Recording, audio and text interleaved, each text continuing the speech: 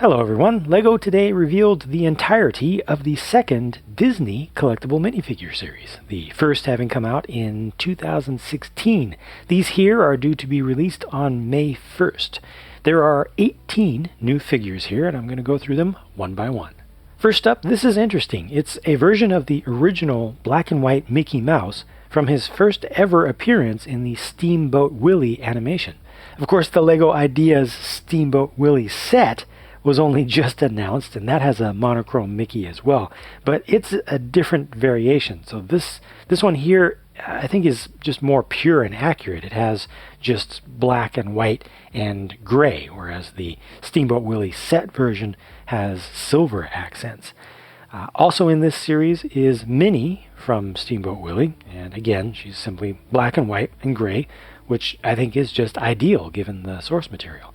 Mickey came with a ship's wheel for an accessory, and Minnie comes with just a plain white life preserver. From The Nightmare Before Christmas, we get the first official minifig version of Jack Skellington. Previously, he was depicted in a Brickheads set. Now, you can't really do Tim Burton animated character proportions right in Lego form, but this to me looks like an excellent minifig rendition of the character. And I just hope it looks as good in person as it does in this computer-generated rendering that LEGO did. It's actually kind of a composite, I think. The printed snowflakes and the gift box pieces look great, too. Sally has been made into minifig form here as well.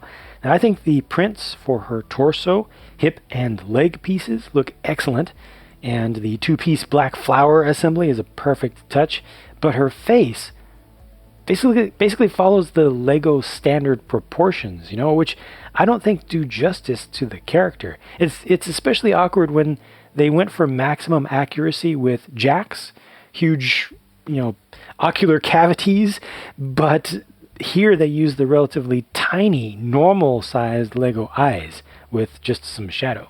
Frozen gets some minifigure representation here after being covered in mini doll form quite a bit.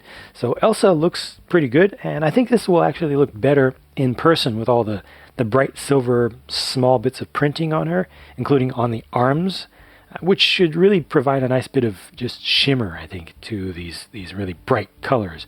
She also gets a very, very ornate new cape piece, as you can see. Anna is another really good-looking minifigure, but with simpler prints, right? She comes with a lantern and also has two facial expressions like Elsa. For some reason, I feel like this is not as good of an Anna as the previous figure was an Elsa. Just not as good of a capturing of that character, just personal opinion. The Hercules animated movie is something I am unfamiliar with, but here's Hercules himself with his gravity-defying hair. I got the printed shield there, silver gladius, and a blue cape piece. Lately, LEGO has had some terrible trouble doing prints with skin tones, but the leg piece here appear to be strictly medium nougat with dark printing on top, so I'm hoping these will look okay and not weird. There are some weird photoshopping artifacts in this image if you look up close. As a matter of fact, a lot of these images really show how they were made. They're not just simple renderings. They actually do coloration afterwards, and there's a lot of masking effects and stuff. That's why you can't always necessarily trust these pictures these days, because you're not looking at photographs, and the final things can be better, can be just as good, or they can be worse. And then here's the uber villain Hades. His animation form has a crazy long face, so it's another case of difficulty in translation to LEGO minifigure form. But I think this is a respectable effort. I do wonder, though, if it wouldn't have been better with a sand blue skin tone instead of the light royal blue that they used here. Aladdin gets two new minifigures, and finally here's the first official Jasmine minifigure, previously having been done only as a mini doll. This looks good to me. I think it's well done. Again, regarding skin tone prints, I hope the body colors are produced well enough in the real thing, because a warm color printed over a really saturated cool color can turn out very, very poorly. Fingers crossed, though. I don't know if this one will have a second face either. And then here's Jafar. The lack of a nose is a bit off-putting at first, but I can get past that. But look at how great of a job that they did in simulating a comically elongated face here on a standard minifig head. I think that's pretty good, and it's really helped by the framing from the sides of the headgear piece. The alternate face loses some of that lengthiness or illusion of lengthiness because there's no shadow above the eyes, but I still think this looks pretty good. From the Incredibles franchise, this series gives us two much needed figures. First up is the first minifig appearance of Frozone, who unfortunately did not make it into the official Juniors Incredibles 2 set lineup, though they did make a Brickheads version of him.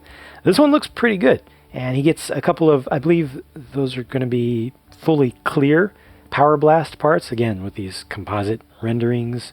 They get a little loose with reality, so they did a little ray tracing in there. Anyway, I think they're just perfectly clear.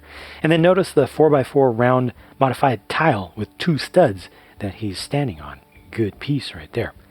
Okay, this is not the first Edna minifig. The first came out in a poly bag, but this is so much better than the other one. The other one really might as well have not existed.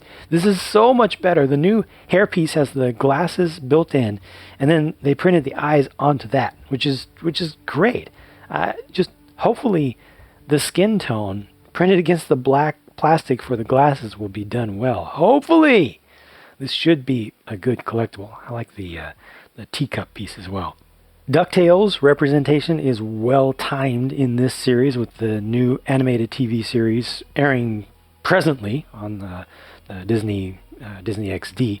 So here's Scrooge McDuck with his cane and his first coin, his number one dime. He also has a tailpiece, but I don't have a picture from around the back. I haven't seen that yet. Here's Huey with presumably a page from the Junior Woodchucks guidebook. But in the group shots, we can see that he gets the whole book. And it's the green version. I don't know the history of these, but I'm sure there's some significance to the green version. I don't know if that was the first representation of it. But the only picture that I've seen of official media showed that it was in a printed form, either a book or a comic strip. Next up, Dewey with his slingshot, and these are just recolors. So they all have the same molds. They do have tails, and you can barely see them in any of the pictures. And I'm assuming that these short legs are dual molded and not just printed. And finally, that brought us to Louie, who has a flashlight for an accessory. Again, just a recolor for all of the body pieces and the head. Last up, they have done Chippendale. So here's Chip, with a character-exclusive head mold that looks very striking. And I really like the two-piece buildable or acorn here. That's great. I mean, you can't do better than that without making an actual exclusive acorn mold, you know? And this is so much better than doing just a printed round 1x1 tile.